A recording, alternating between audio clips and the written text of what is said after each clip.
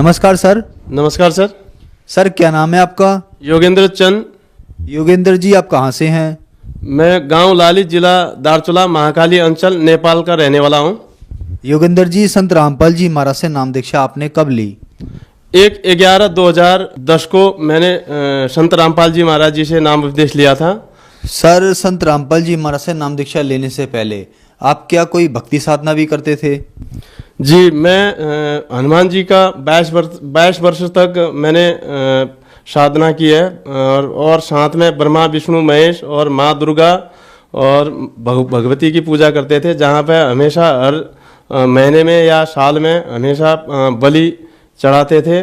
और दुर्गा माँ की पूजा साल में भागवत और हिंदू समाज के मुताबिक जो भागवत होते हैं और ये लगाया करते थे। 9 दुर्गा पूजा करते थे, और जिसमें साल में काफ़ी खर्चा आ जाता था और लाभ कुछ भी नहीं मिलता था हमें, और ज़्यादा घर में ज़्यादा परेशानी ही रहती थी। घर में कभी बच्चे बीमार हो जाते थे, कभी माताजी बीमार हो जाती थी, और घर में कलेश भी बहुत ज़्यादा बढ़ते रहे। और भूत प्रेतों का इतना ज़्यादा दबदबा था कि घर में हर समय रोज़ाना कलेश और झगड़ा के सिवा और कुछ भी नहीं होता था। और पिताजी और मम्मी का तो हमेशा ही झगड़ा रहता था, जिस कारण से हमें काफ़ी परेशानी होती थी।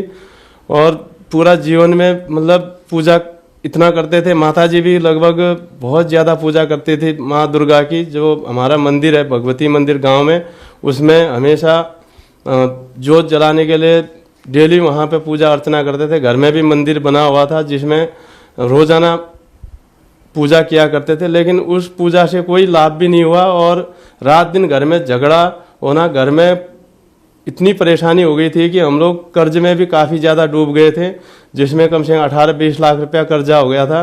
तो मैं काफ़ी परेशान रहता था कि ये कर्ज भी ज़्यादा बढ़ी रहा है और घर में कोई लाभ हो नहीं रहा है। और पत्नी भी काफ़ी ज़्यादा बीमार रहती थी, जिसमें उसका एक पाँव हमेशा मतलब दर्द रहता था।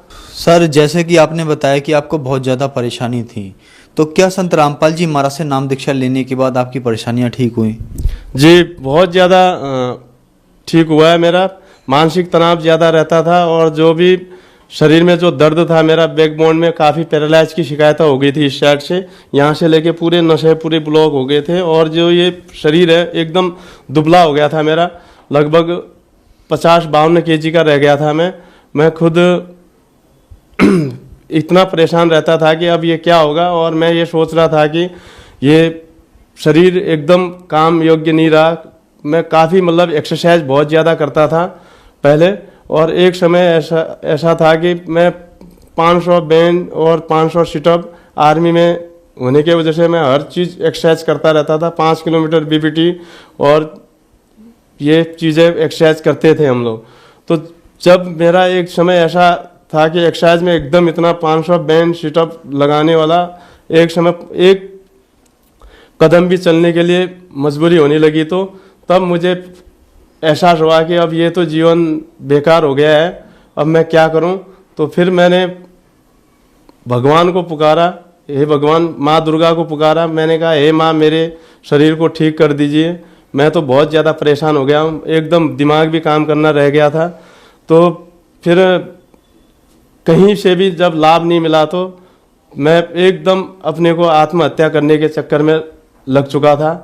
तो जब मैं संत रामपाल जी महाराज जी की शरण में आया, तो तब जाके मुझे आराम हुआ, और जो मेरी ये अल्पायु में मृत्यु थी वो संत रामपाल जी महाराज जी ने टाल दी। मेरी पत्नी काफ़ी बीमार रहती थी, जिसमें ये पेट सूजकर एकदम से इतना बहुत बड़ा पेट हो गया था, जिस कारण से जब डॉक्टरों को दिखाया, यहाँ पे पीलीभीत में डॉक्टर है पीटी सिंह, तो उनके पास में गए। वहाँ पे जाने के बाद में उन्होंने बोला कि भाई इनका बचना तो अब मुश्किल है, 99% ये ठीक नहीं हो पाएंगे, और इन्हें लखनऊ ले जाओ, यहाँ पे हम नहीं कर सकते हैं।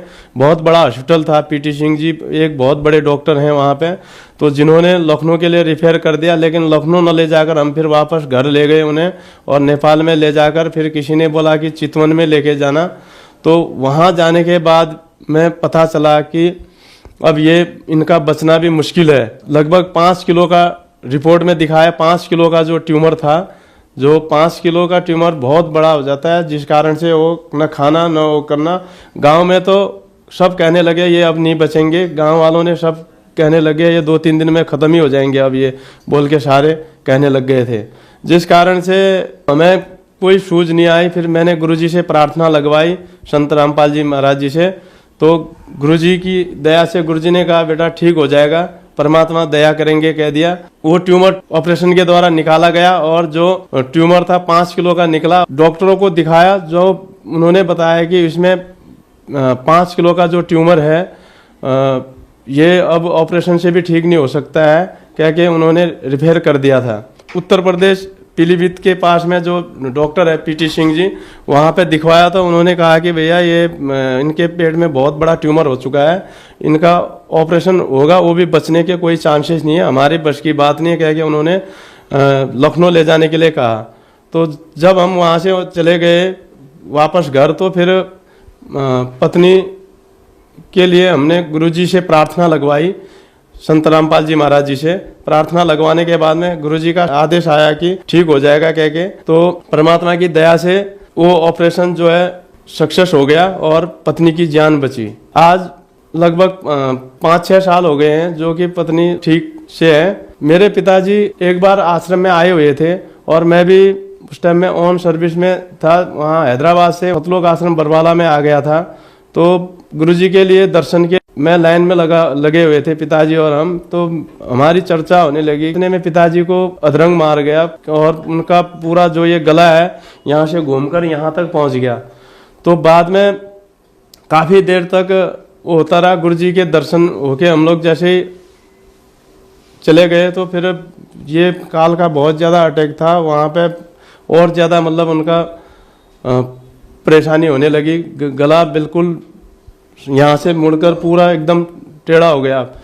तो हम लोग वहाँ पर रोने लगे, चिल्लाने लगे। फिर मैंने गुरुजी से प्रार्थना लगवाई। उसी टाइम में गुरुजी के दर्शन हो रहे थे, तो गुरुजी ने आदेश दिया ठीक हो जाएगा, चिंता मत करो कहा। और फिर अमृत जल मांगा, अमृत जल जैसे दिया, पिताजी का जो गला एकदम से टेढ़ा हो रखा था वो सही हो गया। और फिर वहीं पर जो आश्रम में नॉर्मल हॉस्पिटल फर्स्ट एड के लिए बनाया हुआ था, उसमें नॉर्मल इलाज करके पिताजी ठीक हैं आज। हमारे घर में जो पिशाच पूजा होती थी, पूरे खानदान के लोग आते थे और वो पिशाच पूजा साल में एक बार किया करते थे, जिसमें माताजी भी बहुत ज़्यादा उसमें कांप जाते थे और घर में शांति के लिए ये सारा कार्य करवा लेते थे। लेकिन ये कोई कुछ उस पूजा से कुछ भी लाभ नहीं होता था और ज़्यादा घर में क्लेश झगड़ा बढ़ता ही रहता था। और खुद मुझे भी प्रेत की बाधा थी, जो बिल्कुल शरीर में एकदम से कंपन जैसा रहता था। जब संत रामपाल जी महाराज जी से नाम उपदेश लिया तो वो भी लाभ हुआ है। एक बार घर में लेटिन बाथरूम बनाने के लिए हमने एक खड्डा खोद रहे थे, जिसमें बच्चे भी वहाँ पे नॉर्मल काम छोटा मोटा काम कर ही रहे थे।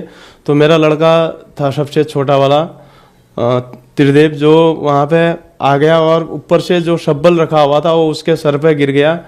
तो वो बेहोश हो गया वहीं पे, और उसको उठाकर हम दोनों, मेरी पत्नी और मैं, रोने लग गए। वहाँ पे वो एकदम बेहोश हालत में था। तो इतने में गांव के कुछ लोग आके कहते हैं कि इसको हॉस्पिटल ले जाओ। मैंने कहा हॉस्पिटल तो मैं नहीं ले जाऊंगा, चाहे जो भी होगा मेरे गुरुजी ही ठीक करेंगे, संत रामपाल जी महाराज जी कह के कहा। तो गुरुजी की दया से उसी टाइम में तुरंत लड़का थोड़ा होश में आ गया। फिर वहाँ पे गुरुजी का मंत्र चलवाया हमने, तो काफ़ी आराम हो गया। 2-3 दिन में लड़का अपने आप ही बिना दवा के ठीक हो गया। शब्बल लगभग 8-10 किलो केजी का होता है, लोहे का, जो लंबा होता है इतना बड़ा। वो एकदम से ऊपर से आया और उसमें ऐसे कांटे टाइप का था साइड में, जो उसके सीधा सर पे लगा और लगभग आधा इंच करीब सर पे घुस गया एकदम से इतना। तो खून बहुत ज़्यादा बहने लगा नॉर्मल।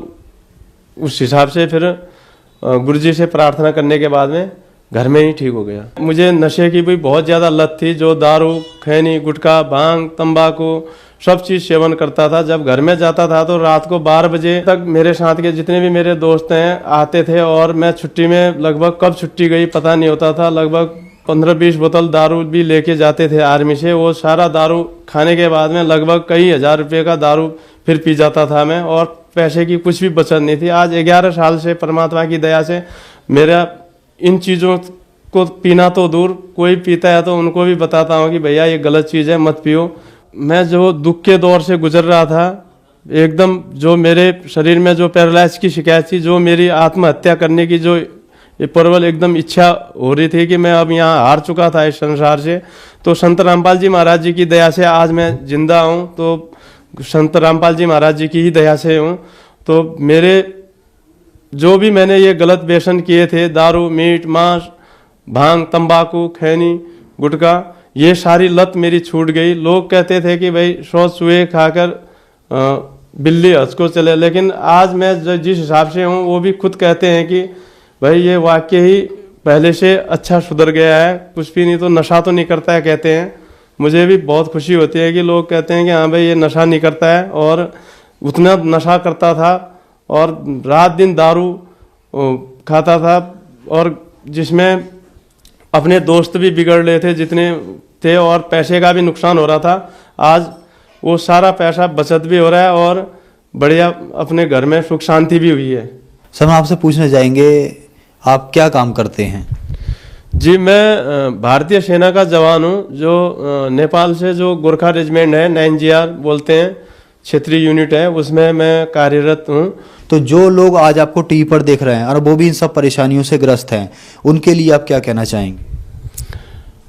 दास संदेश तो क्या दे सकता है, मैं ये प्रार्थना कर सकता हूँ कि जिस प्रकार से मेरे घर पे जो ये दुख का पहाड़ टूटा हुआ था और मेरे ऊपर में जो ये समस्याएं आई हुई थी, मैं खुद ही अगर आत्महत्या करने के कगार में पहुंच चुका था। आज अगर जब मैं सब चीज़ से सुसंपन्न होकर, जबकि दोनों, मेरी पत्नी भी जो टीचर थी और मैं भी खुद आर्मी में था, दोनों जने होकर पैसे की भी कोई कमी नहीं थी, परमात्मा गुरुजी की दया से आज जब मैं ठीक हुआ, तो मैं भक्त समाज से यही प्रार्थना करना चाहता हूँ कि जिस प्रकार से मेरे दुखों को संत रामपाल जी महाराज जी ने ठीक किया है, आप लोग भी जो ये पुस्तक है ज्ञान गंगा, और जो ये चैनल पर सत्संग आता है उसके नीचे जो पीली पट्टी में जो नंबर दिए हुए हैं उससे पुस्तक मंगा सकते हैं और अपना कल्याण करवा सकते हैं। धन्यवाद सर। सत्साहेब जी। दर्शकों, यदि मनुष्य शास्त्र विधि को त्याग कर मनमाना आचरण करता है तो कितनी भी भक्ति साधना कर ले, उसे लाभ के जगह हानि ही होती है।